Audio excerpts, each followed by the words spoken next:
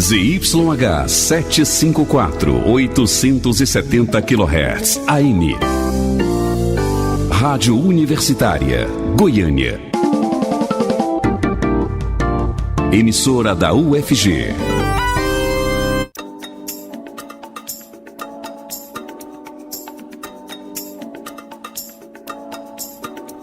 Olá, boa noite. Está começando o Jornal das 6. Eu sou Rodrigo de Oliveira e fico com você até às 6h30 da noite. Hoje eu tenho a companhia da estagiária Yasmin Santos. Boa noite, Yasmin, tudo bem? Prazer estar contigo novamente aqui no estúdio apresentando o Jornal das 6 comigo. Boa noite, Rodrigo. Prazer é meu. Lembrando que o programa vai ao ar pelos 870 AM e também pela internet no endereço radio.ufg.br. Você pode nos acompanhar também pela página da Rádio Universitária no Facebook e pelo aplicativo Minha UFG. Fique ligado. O Ministério da Saúde divulgou que 312 municípios brasileiros estão com cobertura abaixo de 50% para poliomielite. 5 municípios de Goiás estão na lista considerada preocupante, já que a recomendação é de que a cobertura vacinal ultrapasse os 95%, né, Yasmin? Isso. Além disso, a Sociedade Brasileira de Pediatria divulgou uma nota pública para alertar médicos, população e governo para a necessidade de atenção redobrada diante da detecção de surto de pólio na Venezuela. Por isso, convidamos a médica pediatra do Hospital Materno Infantil, Ana Márcia Guimarães, que é vice-presidente da Sociedade Goiânia de Pediatria, para conversar conosco no Jornal das 6. Ele está conosco ao vivo por telefone. Boa noite, doutora Ana Márcia, tudo bem? Boa noite, Yasmin. Tudo bem, e vocês? Tudo jóia. Bom, são mais de 300 municípios brasileiros com índice baixíssimo de vacinação contra pólio. 5 desses municípios estão aqui no estado de Goiás. É bem preocupante, né, doutora? Sim, Yasmin, é preocupante, porque além de Goiás estar aí no meio dessa estatística, mesmo que não tivesse, o Brasil voltar a ter casos de poliomielite, né, de paralisia infantil, depois de um período aí de quase 30 anos, sem nenhuma doença, sem nenhum registro, é realmente uma tristeza e uma preocupação muito grande. Agora, a doença está erradicada no país desde 1989, quando houve o último caso na Paraíba. Esse surto na Venezuela traz algum risco para o nosso país? Traz, Rodrigo, porque por causa da fronteira, né? Uhum. Então, essas pessoas, elas migram, né? A situação delas é sem cobertura vacinal. Então, são pessoas, são crianças que possibilitam a ocorrência de novos casos, de casos autóctones, que a gente chama. Uhum. É preciso, então, redobrar a atenção, né, doutora? Já que, como a senhora disse, muitos venezuelanos estão migrando para o Brasil e trazendo as crianças, fugindo ali da crise econômica. De que forma que se dá a transmissão da polio? A poliomielite tem transmissão oral-fecal. Uhum. Então, o vírus, na pessoa contaminada, ele é disseminado através das secreções da saliva, das fezes. Então, é oral-fecal o ciclo dele. Então, a disseminação é rápida e intensa em uma pessoa contaminada. E que tipo de problemas uma criança pode ter caso ela venha a ter poliomielite? O vírus da poliomielite, ele causa uma paralisia, que a gente chama de paralisia flácida, e ela é permanente. Depois do vírus causar a paralisia, não há regressão dos movimentos. Então, esse membro, ele vai ficar atrofiado e vai ter sempre não vai funcionar. Essa é uma lesão permanente. A polio, ela sempre causa paralisia ou ela pode causar paralisia? Ela sempre causa. Uhum. Se você é contaminado pelo vírus, Uhum. e você principalmente é criança, que está em desenvolvimento ainda, ela vai provocar a infecção. Não existe uma infecção assintomática. Uhum. O que existe é uma infecção mais branda de um organismo para o outro. Então, a gente tem crianças que ficam muito paralisadas, com muitas sequelas, e a gente tem crianças que têm sequelas menores. E como a senhora mas não disse, existe a infecção assintomática. como a senhora disse, não há regressão desses sintomas, né? Ou seja, não é curável essa doença. Não, a doença, ela tem até regressão espontânea, ela se cura. O problema é a sequela que ela deixa, porque ela causa essa paralisia que é irreversível. Certo. E em agosto, a partir do dia 6, começa uma campanha nacional de vacinação contra pólio. A partir de qual idade os pais podem levar as crianças para vacinar? Yasmin, em época de surto, assim, as crianças são vacinadas de 0 a 5 anos. Então, toda criança menor de 5 anos deve receber a vacina. Quanto maior o número de crianças vacinadas, maior a cobertura vacinal no país. Inclusive, o Ministério da Saúde recomenda que essa cobertura vacinal seja de pelo menos 95% das crianças, né? E como nós informamos, inclusive ontem nós demos essa notícia aqui no Jornal das 6, são 5 municípios aqui de Goiás que não tem sequer 50% dessa cobertura. Essa vacina, ela protege para o resto da vida? É preciso tomar outras doses? É uma dose única? Explica pra gente como funciona. Não, ela faz parte do calendário do Programa Nacional de Imunização. Mesmo a doença tendo sido erradicada há muitos anos, ela continua fazendo parte do PNI, que é o Programa Nacional de Imunização.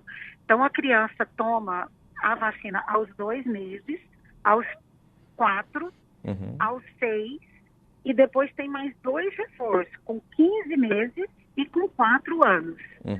Então, essas 5 doses, elas já fazem parte do Programa Nacional de Imunização. E aí, independente da situação da carteirinha, em todas as campanhas, todas as crianças menores de 5 anos devem ser levadas para vacinação.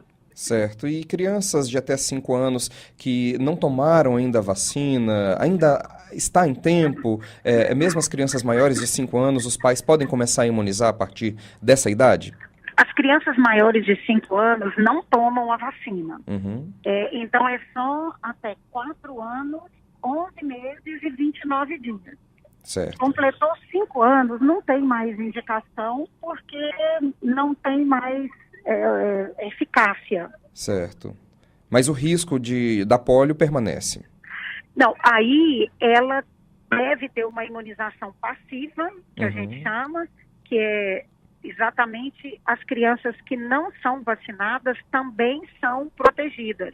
Então, isso é cobertura vacinal. Certo. Quando a gente fala que 95% das crianças receberão a vacina, a gente imagina que 100% das crianças serão imunizadas, porque existe uma imunização passiva. Por isso que quanto maior o número de crianças vacinadas, maior a cobertura. Tá certo. Bom, nós conversamos com a médica pediatra do Hospital Materno Infantil e vice-presidente da Sociedade Goiânia de Pediatria, Ana Márcia Guimarães. Obrigado por falar conosco no Jornal das 6 e boa noite para você. Boa noite, Yasmin.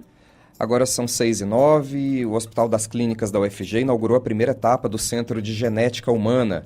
A unidade será referência na identificação de doenças genéticas em bebês durante a gestação. Quem traz os detalhes é o repórter estagiário Lucas Polinário. Com a inauguração da sua primeira etapa, o Centro de Genética Humana do Hospital das Clínicas da UFG começa a se tornar realidade. A nova unidade representa um avanço significativo em várias especialidades médicas, principalmente na identificação e no tratamento de doenças genéticas de bebês durante a fase da gestação, como explica o coordenador do Centro de Genética Humana, Valdemar do Amaral. Aqui no Hospital das Clínicas nós temos um ambulatório grande de anomalias fetais, grávidas portadoras de fetos com anomalias. E aí esse ambulatório precisa da referência da genética.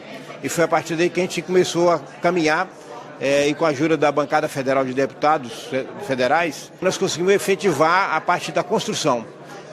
Agora vamos finalizar a segunda parte da construção e em seguida equipar e instrumentar equipamentos para começar a funcionar a genética básica, que é DNA, cariótipo, a parte avançada de biologia molecular e chegar na condição do genoma, sequenciamento do genoma humano, que hoje é praticado no primeiro mundo e nós vamos praticar isso aqui brevemente, no máximo no ano que vem. O novo espaço teve um investimento aproximado de R$2 milhões e esse mesmo valor deve ser aplicado na aquisição dos equipamentos que vão possibilitar a entrada e funcionamento em caráter definitivo ainda no segundo semestre desse ano. Ressalta o superintendente do Hospital das Clínicas, José Garcia Neto. Do mesmo jeito que a obra é uma obra sofisticada e cara, também é um material a ser utilizado, e as máquinas, enfim, os aparelhos que vão ser instalados são aparelhos de altíssima complexidade e de muita precisão e, portanto, também aparelhos de alto custo. Com as informações de Goiânia, Lucas Polinário.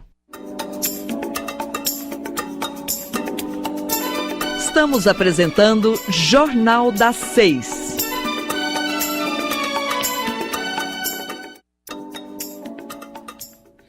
Hospital de Doenças Tropicais alerta para cuidados com animais peçonhentos e arraias durante o período de férias.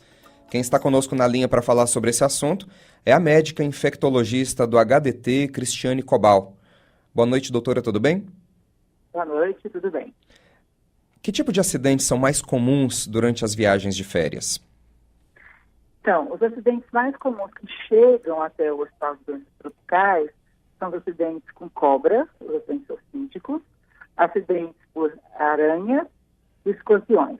E, frequentemente, nós temos acidentes com arraias também para os turistas que vão até o Araguaia. E há uma série de cuidados que podem ser tomados para evitar o contato com animais peçonhentos, né, doutora? Então, esses cuidados são cuidados fundamentalmente gerais, né? Então, por exemplo, se eu saio de férias, vou para uma casa que está muito tempo sem estar limpa, se eu vou para um ambiente que eu não conheço, o ideal é que antes de eu sair de férias, eu providencie alguém para limpar aquela casa, verificar se nós não temos nem aranhas, nem escorpiões, verificar ao redor da casa com relação a entulhos, que diz respeito a cobras, por exemplo, né? Então, você ir para um ambiente que seja sanitariamente adequado. E aí você diminui a probabilidade de um acidente com um animal peçonhento nas férias. E dependendo do animal, a picada de um animal peçonhento, ela pode ser fatal, doutora? Pode, né? Os acidentes ofídicos com as cobras é o exemplo mais frequente. Todos os anos, nós temos óbitos no estado de Goiás por acidentes ofídicos com cobra. Então, por isso que a orientação é que, uma vez tendo um acidente por cobra, procurar imediatamente o serviço de saúde mais próximo daquele acidente em que haja o soro. Então, sempre o ideal, você planejar férias no campo, na fazenda, é que a pessoa verifique junto à Secretaria de Saúde daquele município que ele vai, se lá tem um estoque de soro antiofídico, ou se na regional daquela cidade tem. E se existir um soro antiofídico naquela regional, ele pode rapidamente procurar o serviço, tomar o soro e a partir daí você vai ter menos complicações até que ele chegue ao Hospital de Doenças Tropicais aqui em Goiânia. E, doutora, há algum tipo de socorro que as pessoas possam prestar de imediato caso alguém tenha um contato com um animal peçonhento ou o ideal é correr logo para um hospital? Olha, o ideal é ir logo para o hospital, né? O máximo que você pode fazer rapidamente é lavar com água e sabão local, lavar e você ser transportado imediatamente para um serviço médico. Porque aí o médico vai definir o soro, o antídoto, antibiótico, né? Então, o ideal é que realmente a pessoa procure o serviço médico mais rápido. O que ela pode fazer, como eu disse, lavar com água e sabão, e se dirigir ao serviço de saúde mais próximo. A gente perguntou, a gente fez essa pergunta para você porque a senhora já ouviu falar de que quando alguém é picado por uma cobra, por exemplo, que o ideal é sugar aquele veneno no local da picada? É claro, isso é um mito, isso não resolve nada, né, na verdade? Isso é um mito, porque na verdade nós temos vários tipos de cobra com vários tipos de veneno diferentes. Então, e ao sugar também, você pode ter problemas com relação a pessoas, isso não deve ser feito. É lavar com água e sabão, não sugar, não garrotear, né? Não cortar o local, não colocar pó de café, que algumas pessoas anteriores usam, né? Então, o adequado é o soro antiofídico, que tradicionalmente é usado, que é extremamente eficiente, e o segredo está na precocidade em que esse soro é administrado. Então, teve um acidente por cobra, lava com água e sabão e procura o local mais próximo que tenha um soro antiofídico. E no Rio Araguaia é preciso tomar muito cuidado com as ferroadas de arraias, né? Mas esses peixes muitas vezes ficam escondidos na areia. Caso aconteça, o que pode ser feito no momento para amenizar a dor? Então, esse é um problema um pouco mais complexo com relação à arraia, porque, na verdade, a arraia ela fica escondida quando nós pisamos para se defender, ela emite um ferrão, né? Que contém um veneno, esse veneno tem uma toxicidade local, ele pode necrosar os tecidos, atingir até o osso, é muito profundo, né?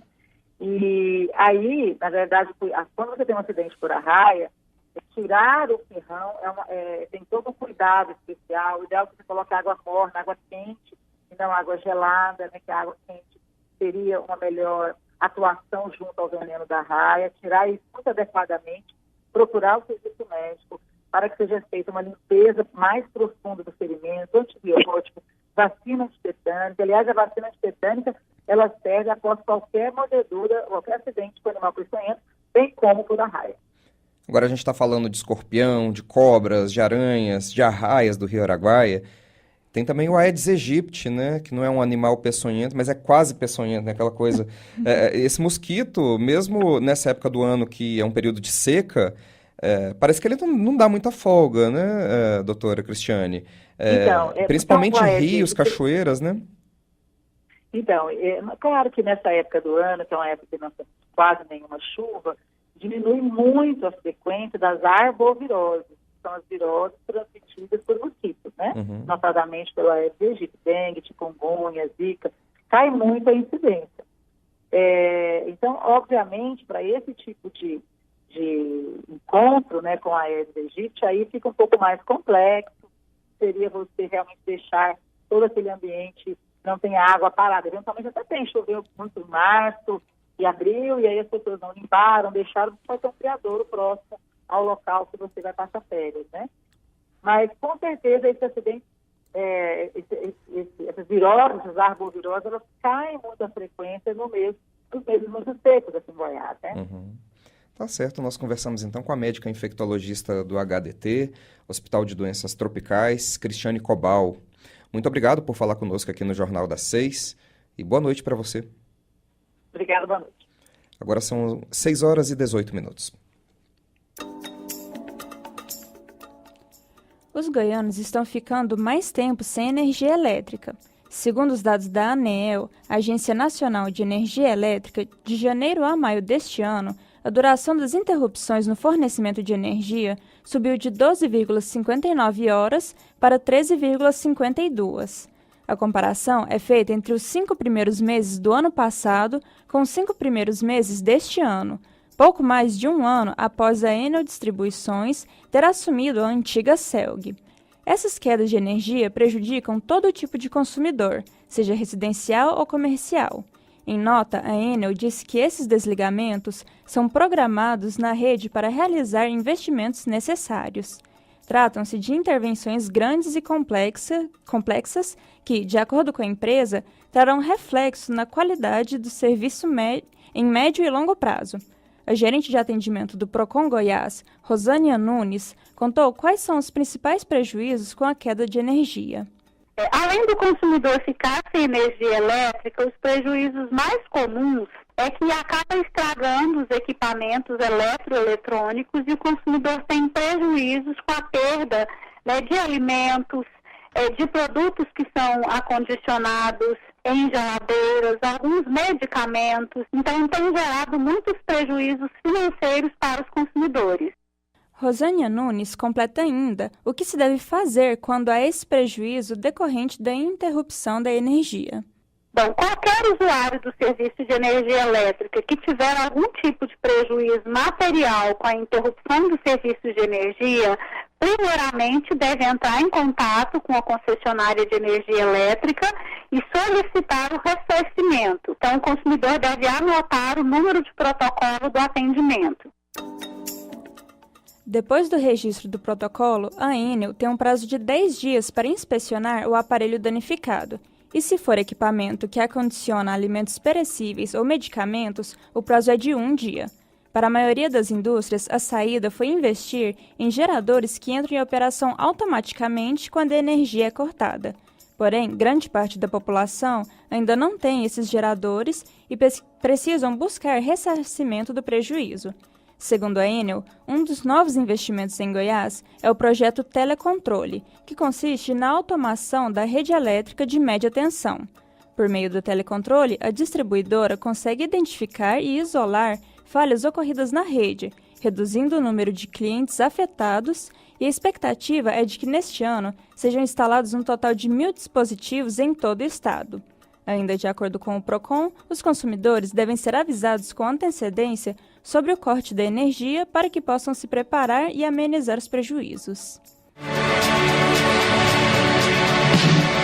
Jornal das 6, as ondas da Rádio Universitária desde 1980. Sintonize. Um dente de mamífero de 3,5 milímetros foi localizado na zona rural do estado de São Paulo. O animal, que media cerca de 50 centímetros, viveu há 87 milhões de anos e é o mais antigo encontrado em território brasileiro. Vamos conversar com a professora responsável por essa descoberta, a doutora Mariela Cordeiro de Castro, que é professora aqui da UFG. Boa noite, professora, tudo bem? Boa noite, Rodrigo. Boa noite, Yasmin. O que representa a descoberta desse fóssil? Esse fóssil ele é extremamente importante para a paleontologia nacional, porque ele traz todo o foco da evolução dos mamíferos, de um grupo específico de mamíferos, para o nosso território, né? Especificamente para o Cretáceo do Brasil. E é possível dizer que esse animal era mesmo um mamífero? Isso sem dúvida. Uma característica muito marcante do dente que foi encontrado é a presença de raízes. As raízes tais quais elas são marcadamente presentes nos mamíferos e, em comparação com os outros animais que podem estar presentes nessa localidade, que são dinossauros e crocodilos, esses animais eles carecem de raiz. Então, essa é uma característica que define facilmente que se trata de um mamífero. No começo aqui do nosso bate-papo eu disse que esse animal viveu há 87 milhões de anos, ou seja, no período Cretáceo, né? Exato. Como foi possível descobrir essa datação específica do animal? Esse é um outro ponto bastante interessante do artigo que a gente publicou, porque foi a primeira datação radioisotópica, ou seja, uma datação precisa feita em sedimentos dessa localidade. É uma localidade bastante ampla chamada Grupo Bauru, é uma unidade geológica, e essa datação ela é precisa justamente por ela ser feita em grãos de zircão. O zircão é um dos minérios mais antigos da Terra. Então, esse material foi enviado aos Estados Unidos, ao MIT, e os pesquisadores de lá analisaram cada grãozinho de zircão da amostra e determinaram, por conta dessas análises radioisotópicas, que a idade máxima do afloramento é de 87 milhões de anos, e como a gente sabe que acima dessa unidade ainda havia outra unidade com dinossauros, a gente restringe essa idade entre 87 e 70 milhões de anos. Seria o finalzinho do período Cretáceo, né, que termina com a extinção dos dinossauros. Uhum. E pode-se dizer que haviam mesmo dinossauros na região onde é o Brasil hoje? Sem dúvida, uma grande variedade de dinossauros. Especificamente dessa localidade que é no oeste do estado de São Paulo, existe diversos registros. Existem muitos registros no sul do Brasil, na região de Uberaba, e os registros de dinossauro no Brasil são bastante abundantes. As pesquisas continuam sendo feitas ali naquela região de Bauru, no oeste paulista, né? E já foi possível encontrar outros fósseis, professora? Continuam, sim. A localidade onde foi encontrado, que é na cidade de General Salgado, né, no oeste do estado de São Paulo, ela já é muito conhecida por ser rica em fósseis. Então, dessa mesma fazenda, são conhecidos diversos fósseis de crocodilos bastante famosos e geraram novas espécies para a ciência. Então, essa é uma região que ela é frequentemente visitada por diferentes grupos de pesquisa do Brasil, né? Especialmente os do Rio de Janeiro, de Ribeirão Preto, de Uberaba. Então, é uma região muito conhecida por ter fósseis. A grande novidade é a presença de um mamífero nesse lugar. E quais são os próximos caminhos para essa descoberta? Os próximos caminhos é continuar prospectando a área, continuar explorando a área e torcer para mais coisas aparecerem. Apesar de parecerem, ao que tudo parece, os mamíferos da era dos dinossauros eram bastante raros, pouco abundantes no território brasileiro, temos que continuar procurando e, com sorte, vamos logo encontrar mais coisas. A senhora é professora de qual curso aqui na UFG? De Ciências Biológicas, na Regional de Catalão. Na Regional de Catalão, né? Imagino que a curiosidade dos alunos do curso de Ciências Biológicas sobre essa descoberta seja bastante grande, né, professora? Foi sim, eu fiquei bastante grata, porque essa semana eu ministrei uma aula sobre mamíferos mesozoicos, que é uma aula que eu já tinha ministrado anteriormente, mas agora eu pude adicionar mais um capítulo a essa história e isso é certamente muito gratificante.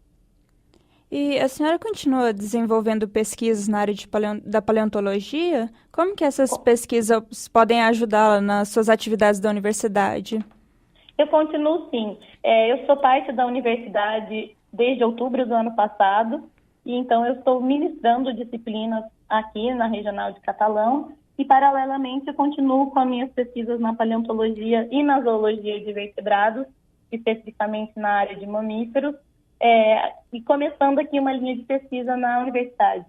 Tá certo. Professora, parabéns pela descoberta, viu? Pelas pesquisas, pelo trabalho. Muito obrigada. Nós conversamos com a professora da UFG, Mariela Cordeiro de Castro. É o FCAT agora, na Universidade Federal de Catalão. Boa noite. Estamos em transição. Sim, exatamente. Boa noite para você e muito obrigado por falar com a Rádio Universitária. Eu que agradeço. Boa noite. E agora a gente vai falar sobre um assunto que está repercutindo bastante nas redes sociais. Um projeto de lei aprovado por uma comissão da Câmara proíbe a venda de produtos orgânicos em supermercados. A proposta vem sendo contestada por órgãos de defesa do consumidor, como informa a repórter Tatiane de Souza. A Comissão de Agricultura, Pecuária, Abastecimento e Desenvolvimento Rural da Câmara dos Deputados aprovou nesta semana o projeto que prevê a proibição de venda de orgânicos em estabelecimentos como supermercados, por exemplo. O autor do projeto alega que com a venda direto pelo produtor ou em feiras livres, há mais possibilidade de combate a fraudes que podem ocorrer com a comercialização em grandes centros. A proposta, no entanto, vem sendo contestada por órgãos de defesa dos consumidores e pelos próprios produtores.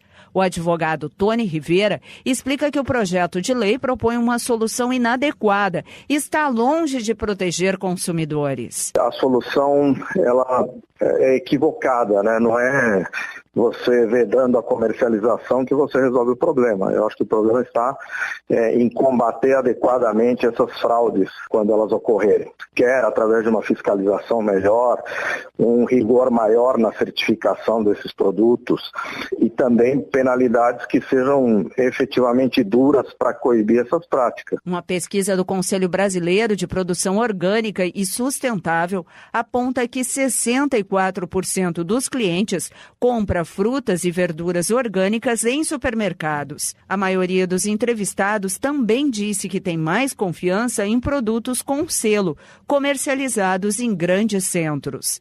O texto segue para a Comissão de Constituição e Justiça e de Cidadania e, se aprovado, vai para a votação final no plenário da Câmara. Agência Rádio Web, de Porto Alegre, Tatiane de Souza. 6h30. Com esta informação, a gente encerra o Jornal das 6 desta quarta-feira, 4 de julho de 2018. Agradeço a Yasmin Santos pela companhia e também a Ana Cláudia Rezende e ao Tiago Damaso pelos trabalhos técnicos. Desejamos a todos uma boa noite e muito obrigado pela audiência. O Jornal das 6 fica por aqui. Nós temos um encontro marcado de segunda a sexta, a partir das 6 horas da noite. Muito obrigada pela audiência.